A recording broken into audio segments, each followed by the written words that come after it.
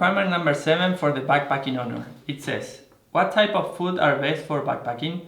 Visit a grocery store and list the food found there that are suitable for backpacking. With your instructor, do the following. We didn't visit a grocery store because of the pandemic, but I brought the food that I have at home in order to share with you some ideas. Point A says, prepare a menu for a weekend backpacking trip using food obtained from a grocery store. In a grocery store you can find different kind of food that you are used to, but as a principle you have to keep it simple. The backpacking trip is not a place for experiments, so you have to try the food first at home and then bring it to the camp out. Second, that food needs to be light.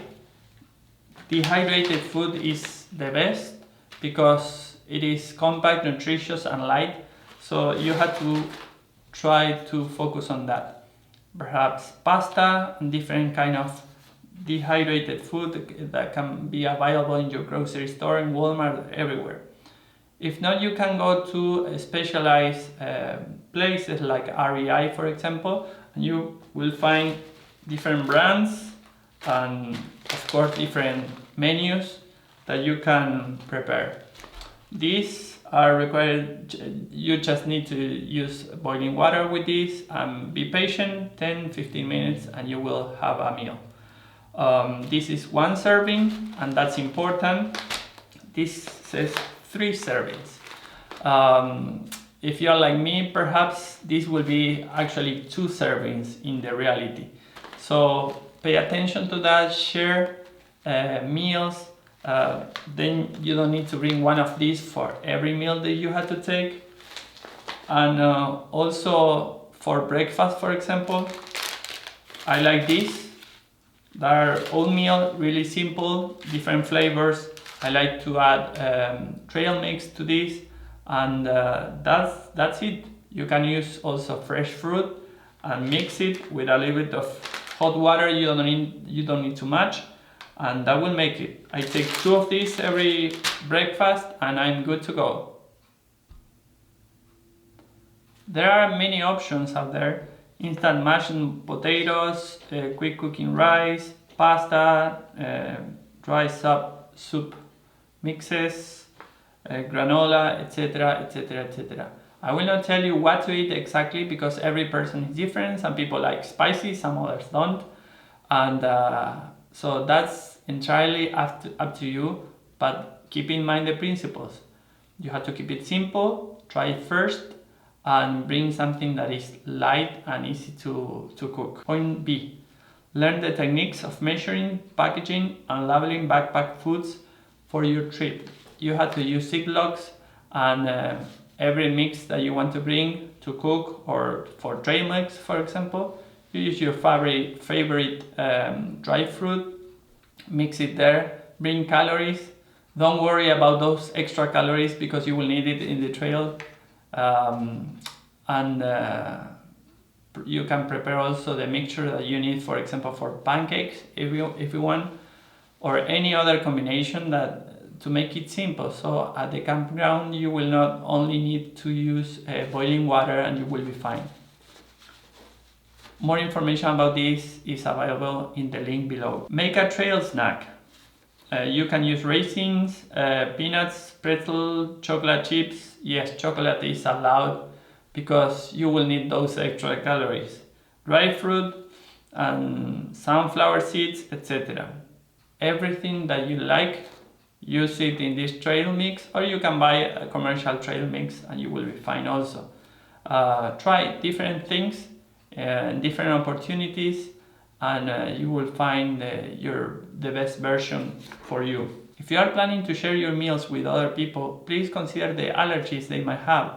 So please talk with them ahead of time before you prepare your menu. Another principle to consider is that even if the menu for the backpacking trip is really important, what you eat at home and your lifestyle it is also important. So let's consider, for example, the water.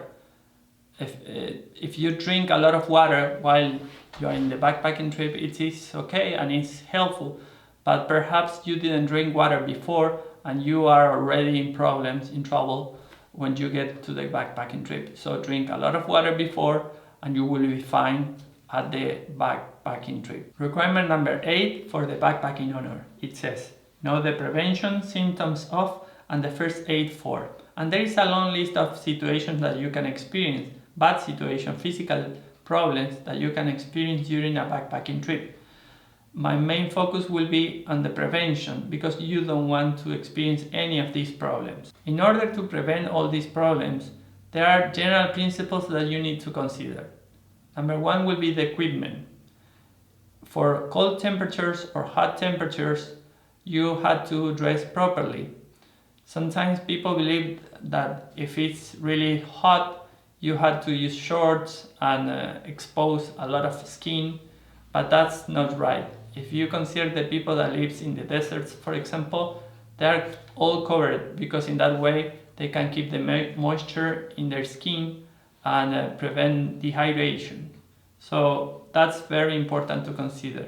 And if you are in the cold weather, in really low temperatures, you have to dress in layers. If you don't do that, you will have problems also. So please attend to the proper training for this in order to be ready for any of these situations. Point number 2 that you have to consider for prevention is hydration. This is really important, and perhaps it seems to be obvious for people in high temperatures, but it is really important for low temperatures also, because usually when you are camping out in snow, your body feels that, okay, I'm not thirsty, I don't need water, but that's key to prevent hypothermia and all kind of problems with low temperatures. So hydration is really important. Keep at hand all the time your filter, or if you had to boil snow to make water, purified water, that's also something that you have to keep at hand all the time. And sometimes I like to use electrolytes to prevent the dehydration and to keep it everything working. So equipment is number 1, hydration is number 2 all the time, and hydration starts at home, not at the trail. So start drinking at home ahead of time and be ready and be well hydrated when you get to the trail. Number 3, very important, is training. I like to run, so if I'm going to walk 20 miles, 40 miles in a backpack, with a backpack, I would like to run at least half of that distance and be in good shape, otherwise I will suffer, and I know that. So the more you train, the more you will enjoy the backpacking trip. And you can say, but it's just walking with a backpack, that's not a big deal. If you spend, like most of the people, a lot of hours in front of a computer and seated all the day long working or things like that, the sedentarism will affect your performance during the backpacking trip. So you need to train ahead of time, not the week before, not the month before, so as much as possible, and turn it in a lifestyle. So that will help you to enjoy and be strong enough to resist much better to sunburns, frostbite, hypothermia, etc., etc., etc. The 4th principle that you have to consider is the weather. No matter what, no matter everything that I mentioned before is for nothing if the weather is bad. If you have a snowstorm, something really cold, if you have a polar vortex moving to your area, you really need to have a very, very good equipment and very good training. But if that catches you by surprise, you will be in problems. So please check the weather ahead of time, and that's a very important way to prevent. But with that said, with those 4 principles, I will go really quick through the different kind of problems. From the principles that I just mentioned, we can get information to prevent most of the problems in our list. However, there are some problems that need to be addressed in a different way. For example, blisters. Blisters are a consequence of the friction and wet feet. In order to prevent this, you have to change your socks every hour, for example, or every 2 hours in order to keep dry your feet. And also, if it is too late, or if you are getting to the campground and you need to come back next day and you are concerned about this possibility of getting blisters, please wash your feet in the lake, in a river, any source of water you have, wash them, and if you have cold water, put your feet in there. Your feet will appreciate that treatment. So please keep that in mind and change your socks often. Another thing that you have to prevent are cramps. So this is really important. If you train ahead of time, if you are in a good shape, you will not have problems with cramps usually, unless you have a disposition for this. But otherwise, stretching is really important.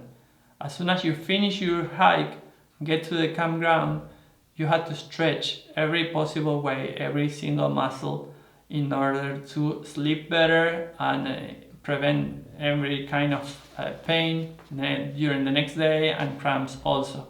So that's very important. Plus potassium, which is found in bananas, for example. So that's something else that you can do to prevent cramps. The last problem in our list are snake bites. In order to prevent those, you have to go to Google at home and find out which kind of snakes you have in the area you are going to hike. Get familiar with those, try to identify the colors, the shape of the head, the tail, and also the kind of poison, if those have poison, in order to be ready if the situation presents. So that's very important. Number 2, pay attention where you are stepping on. Usually snake bites are coming as an accident. They are not aggressive. Actually, they will be scared of you. If you sing, if you are walking, if you are talking, they will listen your steps and they will move away. But if by mistake you step on a snake, then you will have a consequence for that. So pay attention where you walk, and also be familiar with the kind of snakes you have in your area. And the third and last recommendation I will give you, again, you will find more information in the material in the link below, but the last recommendation is use long pants. That will prevent a little bit more. If you have a situation, an encounter with a snake, the long pant will prevent you a little bit more for that kind of problems. If you are going to do this kind of activity in a place where snakes are common, where you are pretty sure that you will find snakes, perhaps you can use an extra protection from your knees to your feet in order to be ready for those encounters. Requirement number 9 of the Backpacking Honor, it says, have a first aid kit in your pack and know how to use it. A first aid kit can change from a backpacking trip to another backpacking trip. If you are going to a mountain, if you are going to the snow, if you have different kind of situations in your team, like allergies, for example, that can change the shape of your first aid kit. So you will have the list of all the things that we recommend for you to use in the link below. However, as a principle, you have to keep it simple and easy to use. You have to be familiar and take a first aid training ahead of time before going to the backpacking trip.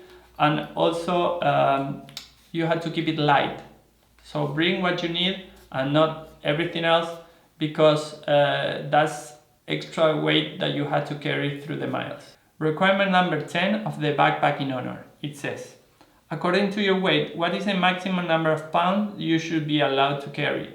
As a general rule, 20% is the maximum weight that recommended for you to carry.